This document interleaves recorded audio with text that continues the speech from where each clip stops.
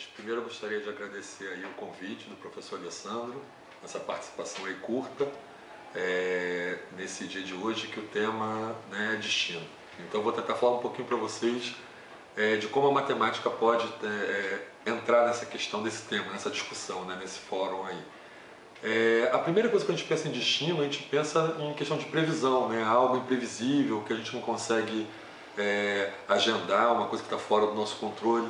E o trabalho do matemático, né, há muitos anos, é buscar modelos que possam, a partir de determinadas variáveis, conseguir prever certos acontecimentos, né? Então, por exemplo, tem várias pesquisas, né, isso basta vocês procurarem no Google, vários trabalhos de iniciação científica, de mestrado, que falam, por exemplo, de modelos matemáticos aplicados a recursos hídricos, que as variáveis são, por exemplo, o tempo, a população da cidade, o consumo mensal, e com isso, o modelo, através de funções logarítmicas e exponenciais, você consegue prever se vai ter escassez de água, em quanto tempo, e tomar ações, né, definitivas para que isso não aconteça.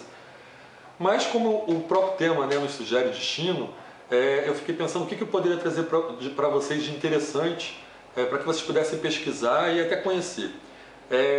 O que vulgarmente é conhecido, né, comumente é conhecido, né, estou aqui na sala da professora Andréia, né, como efeito borboleta, né, que tem aquela máxima que fala, né, um bater de asas de uma borboleta aqui, né, pode ocasionar um furacão lá na China, né? O que está por trás disso? Vou dar um exemplo prático, dois exemplinhos bem simples, mas eu acho que vocês vão entender. Tem um filme hollywoodiano, né, com atores conhecidos, chamado De Caso com Acaso, que a atriz ela desce correndo a escada de um metrô, acho que nos Estados Unidos, se não me engano, Nova York, e ela entra no metrô. E com isso ela tem toda uma vida, ela casa, tem filhos, leva uma vida com uma determinada profissão e por aí vai. E paralelamente, né, o cineasta coloca uma outra situação, ela desce, acho que o salto quebra, alguma coisa assim, de uma alteração mínima, e ela perde aquele mesmo metrô, né? E com a perda desse metrô, a vida toma um rumo totalmente diferente, né? Um outro casamento, um casamento que não ocorreu, uma outra profissão, uma outra estrutura financeira. O que a gente chama hoje de teoria do caos, né? É o efeito borboleta, que é conhecido mais na mídia, mas para a matemática é chamado teoria do caos.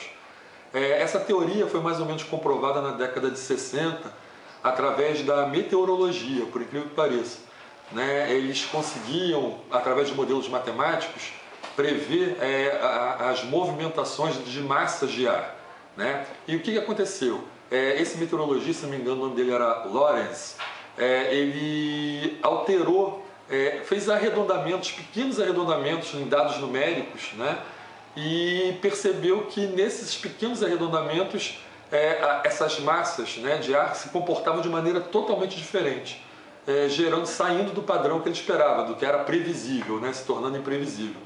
Então, o que é a teoria do caos? É o seguinte: numa situação qualquer que você tem vários parâmetros, que você pretende modelar matematicamente para prever algo, né, no futuro, se existir alguma alteração mínima nas condições iniciais do fenômeno, isso tem que ficar bem claro, nas condições iniciais, aí a questão do metrô, né, de pegar ou não o metrô, isso pode acarretar um futuro totalmente diferente.